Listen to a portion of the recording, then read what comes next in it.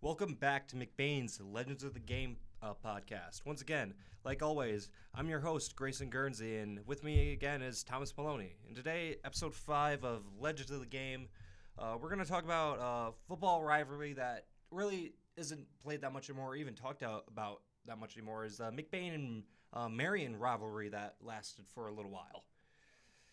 Plenty of people know that this was one of the biggest rivalries for McBain. However, we stopped playing for each other. And a lot of people just don't realize why.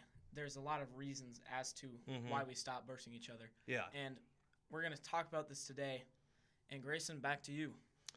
Yeah, but again, that's it's sad that we don't play him anymore. But we'll discuss why we don't play him anymore and all that other type of stuff. The first question we're going to answer is probably most is why'd we stop? I mean, we were just talking about that 2 seconds ago.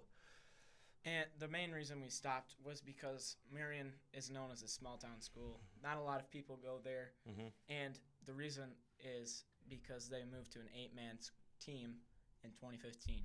I mean, people think that we're a small school, but Marion is like teensy-tiny type of school. I mean, when I was doing driver's training, that was like the first time I ever saw their school, and I'm like, wow, that's like super small. I mean, their weight room is literally the size of this little room that we're in right now recording this. And yeah, but they mostly just moved to 8-man because, one, they were small, and due to lack of numbers because they didn't really have that many people that were into the sport of football at that time.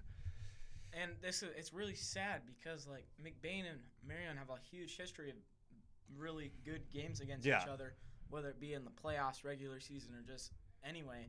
But let's get back on track to our next question. But like in total, both these teams, up until they stopped, played each other like 42 times, and their all-time record is McBain won 28 of them, Marion won 17. Each matchup, by the ones I saw, they kept on getting better and better and better. I mean, it mostly just peaked at the 90s, but yeah, they were just trading blows back and forth mostly. One of the biggest games was the 1991 regionals, where Marion and McBain battled each other, however. I mean, it was a really close game, 14-13, with McBain winning. And by just looking at this game, we know it was a war. Because both teams at that time, I think they were like, your dad was on that team, right? I believe so, yeah. Yeah, so both teams at that time were like very, very good. Marion was coming off of one of their championship seasons, and most people think they went undefeated. No, they lost to, I think, like some small little school. But just both teams were title contenders, and one of them, yeah, McBain won it at the end. So luckily for us that happened, but it's sad that Marion wasn't able to go back to back, which that would have been cool. But they played each other several times in the playoffs. Marion won a lot of the regular season games, and also, my bad. Sorry, my brain's all over the place. The following year after that, Marion played McBain in 1992. I think it was the district finals. And Marion ended up winning that game, and yeah, just taking it back to putting revenge on McBain for the loss last year. One of the biggest changes, though, in 1991 was the coaching job. Oh, yes. Oh, yeah. Brett Forrester came in and coached for his first year there, and he did a pretty solid job. He changed most of the offense, and he was a good coach, and he's been to a lot of places. Yeah, he's been to like several places. He's been to like Freeland. He coached Freeland, Maple City, Glen Lake. He actually won the state title as an assistant coach on that team, and he brought a bunch of changes. And like somewhere in 1991, he came to McBain, and the year previous, McBain didn't even make like the playoffs, but he just switched that team around real quick. And yeah, he made just a couple of changes too. Like the biggest change he made was like McBain went from running the T formation, which is like what we've always run, and he changed it to like a split back option type thing, where there's more options, and like their offense was easier and able to like move the ball easier instead of just straight up brute force. I mean, we should put a copyright on the T formation. We should have made it so like no other team in the Highland Conference should have run it. I mean, like, it's so funny that if we don't know what to run, genetically McBain goes to the T formation. It's just in the genes of everyone in McBain to run the T formation. But back on track, the rivalry started to heat up in like the 1990s. Both teams started throwing blows at each other, and in the regular season, it was mostly just like a back and forth until like the late 90s or early 90s. I think late's the one. Yep. Okay. It started being like a one-sided affair with McBain winning all of them, and I feel like they should have turned it into a trophy game at that point. And like, I agree with you. If it was a trophy game, we probably would still be playing today because more people will be going to Marion, and like they'd be trying to beat us. Like, think of like people in Pine River, if they live close to Marion, they could just drive to Marion, play football there, and then they're gonna verse us and try to get a trophy. I mean, we already have like two trophy games right now. Most recently, we have one against Houghton Lake, which that one's like what is that one called again? That's the first responders. The first responders one, and then we have the classic Sentinel versus Lake City. But yeah, if it was a trophy game, I think both of these teams would probably continue to play each other, and then it would just make have better impacts for the Highland Conference. But speaking of trophies, Marion and McBain they both had very, very rich playoff histories. Marion, McBain, Beale City, there are only like 3 teams in the Highland Conference to have ever made a state championship. And Marion's the second, I think they have the second most, if they were still in the Highland Conference, they have the second most titles.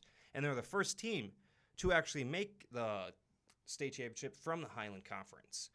They made it in 1990, which most people know about that one. And yeah, if they were still in the conference, they'd be in like contention with Beale City for having the state championship trophy. Yeah, and like as you said, McBain we went to 2 state championships. We didn't win it, but we still went there, and that just shows we had a good team.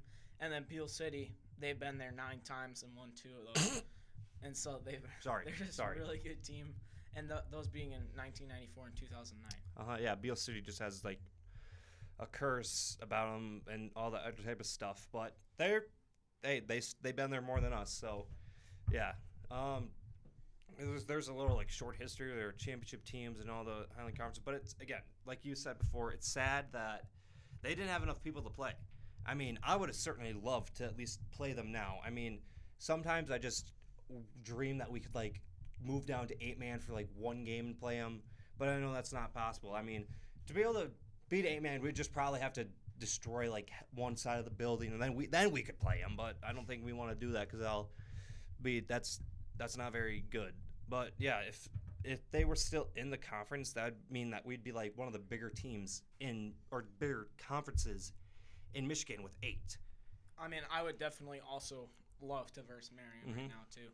I remember in Pop Warner I don't know why, but we versed them one year, and I had a lot of fun that game because I believe it was a pretty close game, I think. And I just they were energetic. They had a fight to them, and I just really liked it. But yeah, it's just.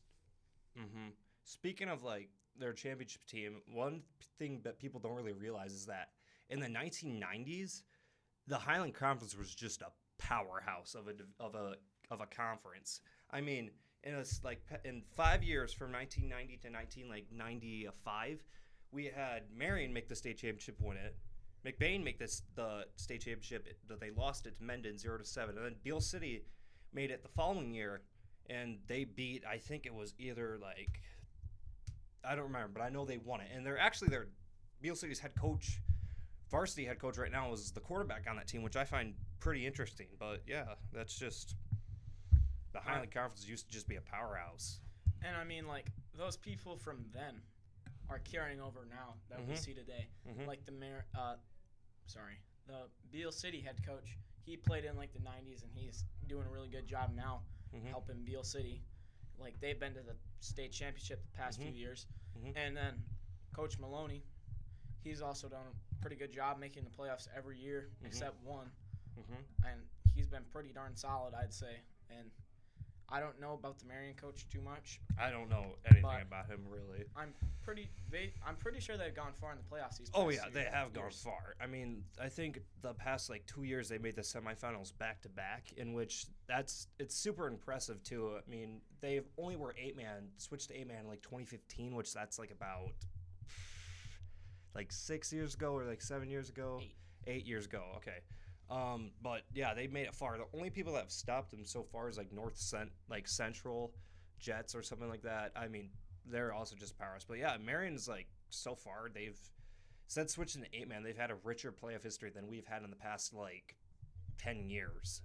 Yeah, but like we've had some very good teams here at McBain. Oh yeah. But we've had just struggles going against Beale City, Lake City, Traverse City, St. Francis, and just naturally good football schools. And that's about all we have today. Yeah, I would like to thank you for listening to our podcast. If you'd like to keep listening on most weeks, remember to subscribe to the YouTube channel, hit the notification bell, and listen to our weekly content. I'm Thomas Maloney, and with me is Grayson Guernsey. And we'll see you next time on Legends of the Game.